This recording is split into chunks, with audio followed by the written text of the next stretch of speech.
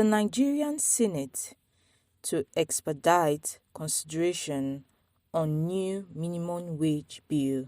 The Senate has come out to say that it is committed towards improving the living conditions of workers and to tackle the high level of poverty in Nigeria.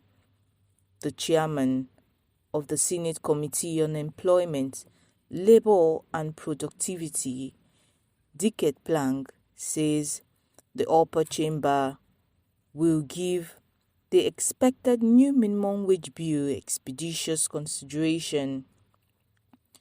Mr. Lang, in a statement on Friday in Abuja, said the bill, when passed, would further ensure improved welfare of workers and promote industrial harmony in the country.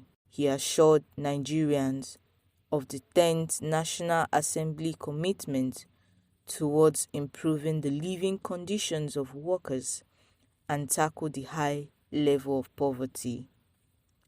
Efforts of the federal government and the organized labor for agreeing to set in motion necessary machineries to review the current minimum wage as contained in the Memorandum of Understanding signed by the negotiating parties are commendable. The Senate Committee on Employment, Labour and Productivity, under my chairmanship, is prepared to give expeditious attention to the passage of a new act once negotiation on the matter is concluded and such bill transmitted to the National Assembly for enactment, he said. The chairman, in his statement, also commended the federal government on the proactive actions taken to avert the nationwide strike by workers of the Nigerian Labour Congress on Tuesday, but warned parties involved not to renege on the agreement reached by both parties. Nigerians, and particularly members of this committee, are happy that the looming industrial unrest was averted by a Memorandum of Understanding signed by the federal government, the Nigerian Labour Congress, and the Trade Union Congress. However, all the parties involved should avoid renegating on any of the agreements reached, he said. The committee, he also added, was committed to the International Labour Organization, the principle of decent work, and would also take necessary legislative actions to support efforts at improving the working conditions of Nigerians, including payment of living wage as enshrined in the Decent Work Agenda. Also, the House of Reps has come out to speak to Nigerians that they will ensure that Nigerians get the survival package. The statement was made by the Speaker of the House of Representatives, Tajuddin Abbas. The lawmaker, Tajuddin Abbas, stated that he will ensure that Nigerians get a survival wage that can take them home in the ongoing minimum wage review.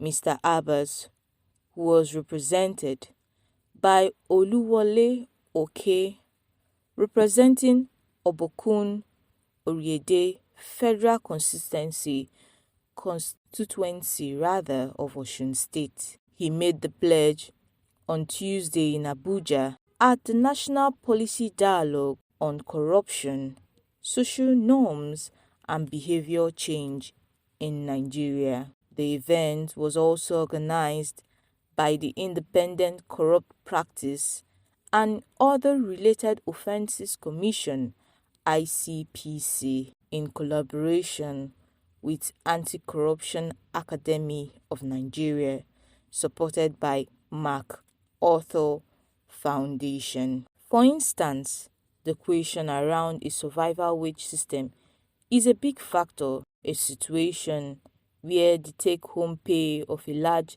segment of the population is unable to take them home in a recipe for all manner of corruption. This is why the House of Representatives is particularly interested in the ongoing review of minimum wage in the country. The House of Rep this time has come out to say that they will ensure the Nigerians get a survival wage that could take them home. The House of Rep Speaker said that in many societies where corruption is on a low scale, there are social safety nets that guarantee protection for the people, and Nigerians had the capacity to do so and to do same. The Speaker, in his statement, also pledged legislators to support and place their hands on decks with the ICPC in its fight against corruption. However, he said that factors that encouraged or promoted the menace must be dealt with.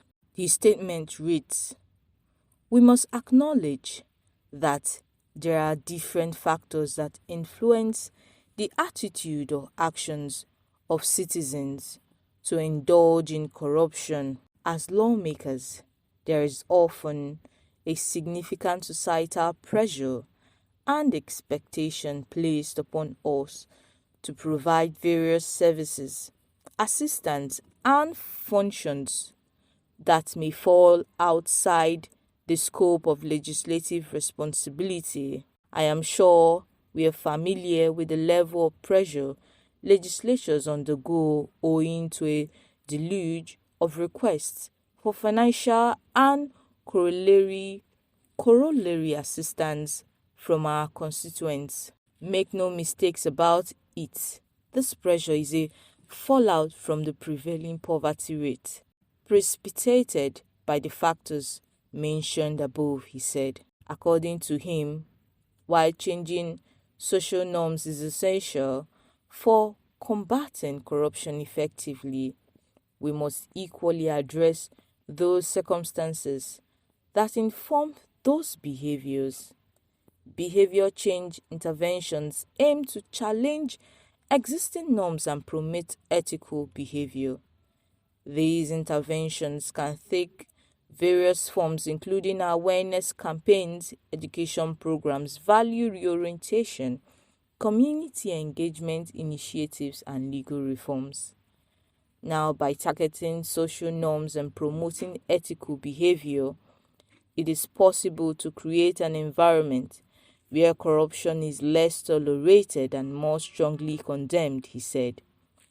The Speaker, in his statement, further explained that it was not enough to advocate change of attitude or behavior, that there must be deliberate policy of government in its regard. Mr. Abbas said that the policy had to address a living wage for citizens and close the gap created by government failure. Let me state that curbing corruption in Nigeria through social norms and behavior change requires a comprehensive and multifaceted approach.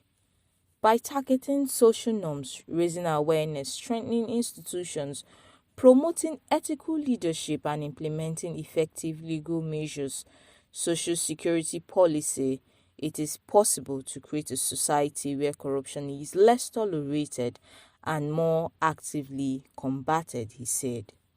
In the same vein, while wrapping up, the President of the Senate, Godswill Akpabio, represented by his Deputy Chief of Staff, Saviour Enyekere, said fighting corruption was a complex and multifaceted challenge. However, he encouraged that they must keep harping on the need to fight corruption and also point out strategies that will help our country to give the fight all the push that it deserves. For him, he stated that tackling corruption involves transparency and accountability. It is also about strengthening the legal frameworks in Nigeria. He further stated that Nigerians is not lacking in such legal frameworks, and that the 10th Senate under his leadership is positioned to bridge any existing legislative gaps in the fight against corruption. However, institutions like the ICPC must enforce comprehensive anti-corruption laws that criminalize corrupt activities, establish clear guidelines for ethical behaviors, and according to him, the extant laws of Nigeria have provided for the independence of the judiciary and effective law enforcement agencies to investigate and prosecute corruption cases. He also stressed on the need to develop the courage to promote a culture of ethics and integrity in schools in the country. To him, this is because fostering a culture of ethics and integrity in the society through education and awareness campaigns will help to promote such values as honesty and transparency and accountability from an early age. He further stated that Nigerians must make deliberate efforts to encourage civil society organizations, the media, and educational institutions to play active roles in promoting ethical behaviors as well. He said that if Nigerians must win the war on corruption, we, the country, must also improve on our financial transparency rating by promoting responsible business practices and strict enforcement of anti-corruption procedures in both public and private sectors.